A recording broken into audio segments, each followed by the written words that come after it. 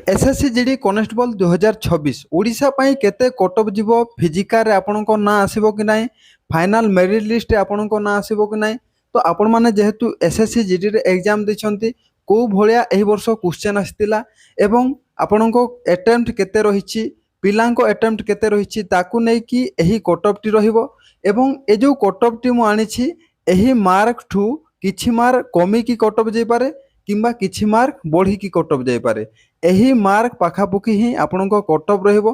तो निहाती भाबरे एही भिडियोटी आपणक मान पई गुटे हेल्पफुल हबो मोटिवेशन भिडियो हबो।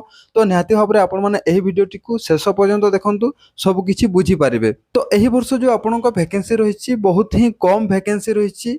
तो वैकेंसी आपण माने समस्त जानिछंती प्रत्येक वर्ष वैकेंसी इनक्रीज हेथाय एही वर्ष मध्ये आपणक जो वैकेंसी इनक्रीज हबो 50,000 पाखापुखी आपणक वैकेंसी रहिबो। आपण माने एसएससी जीडी रे जे भी एग्जाम देइछो आपण माने समस्त जानिथिबो एही वर्ष आपनको को भलिया क्वेश्चन आछी मॉडरेट क्वेश्चन आछी ना इजी क्वेश्चन आछी ना आपनको हार्ड क्वेश्चन आछी आपण माने समस्त जानिथिबे कहबा किछि दरकार नै सेही बेसिस रे एही कट भिडियोटी मु आनिछि। चलंतु जानिबा जे एही वर्ष आपनको फिजिकल पई केते कटअप जीवो आपण वर्तमान केते स्कोर रखिचंती केते स्कोर थिले आपण सेव रे अछंती। तो देखंतु एसएससी जीडी ओडिशा कटअप 2026 तो ए जो भिडियोटी रहिछि जनरल डिस्ट्रिक्ट मेल कैंडिडेट मानक पई आपण माने देखि परथुबे मु गुटे लिस्ट बनेछि।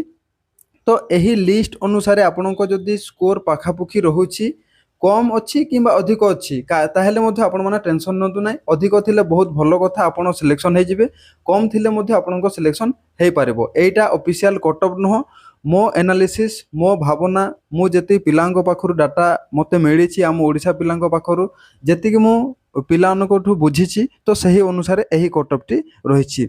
जदि आपण माने यूआर कैंडिडेट हेतिबे यूआर कैटेगरी बिलोंग्स करथुबे आपनको स्कोर जदि 95 प्लस अछि ताहेले आपण सेफ स्कोर रे अछंती।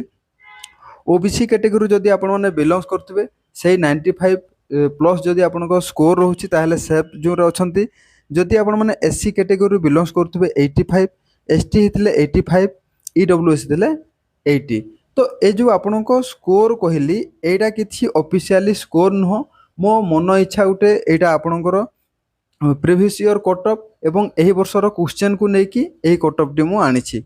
तो एही कटअप टू जदि भी किछि मार्क कम अछि किंबा अधिक अछि ताहेले मध्ये आपनको सिलेक्शन हे पारिबो। एटा ऑफिशियल कटअप नुह आपण माने कमेंट बॉक्स रे निहाती भाबरे कमेंट करबे जे आपनको केते स्कोर रहउछि। देखंतु वर्तमान आपनको नॉर्मलाइजेशन हेनी आपनको आंसर की आसीबो एग्जाम सरला परे आंसर की रे आपनकर केते स्कोर रहउछि एवं तापरे आपनकर जो फाइनल स्कोर आसी थाए नॉर्मलाइजेशन हे कि तो सेटा मध्ये आपनकर कटअप को किछि चेंजेस हे थाए। तो आपण माने किछि दिन अपेक्षा करंतु आपनको जो आंसर की आसीबो सही आंसर की आसिला परे सठिक इन्फॉर्मेशन जणा पड़िबो एवं आपनको कटअप केते मार्क भीतर रहइबो सेटा मध्ये जणा पड़िबो। तो देखंतु आपनको जो वैकेंसी रहिछि वर्तमान तो एही वैकेंसी आपनको इंक्रीज हेबो 40,000 प्लस एवं 50,000 पाखापुखी वैकेंसी आपनको रहिबो। तो निहाती भाबरे आपनको जदि भलो स्कोर रहिछि आपण माने एबेटू फिजिकल करंतो बहुत कम दिन भीतर ही आपनको फिजिकल करे दबो काहेकि ना आपण माने समस्त जानिछंती वर्तमान मझिरे आपनको जो एग्जाम डेट थिला से एग्जाम डेट को बढ़े दिया जायतिला। तो सेठी कारणरो बहुत लेट हे गलानी आपनको फिजिकल मध्ये खूब शीघ्र हबो एवं आपण माने समस्त जानिछंती आरएफआईडी चिप लागवा द्वारा आपनको बहुत कष्ट होइथाय जार फिजिकल होउनी ताको बहुत कष्ट होता है जार तो फिजिकल हो जाउची किछि कथा नै आपण माने हेले मध्ये एबेठु आपण माने फिजिकल रे लागि पड़ंतु। कटअप को नै कि आंसर की आसिला परे डिटेल्स रे मु गुटे वीडियो अपलोड करबी आपण माने सेही वीडियो रे जानि पारबे जे आपनको कटअप केते जिवो।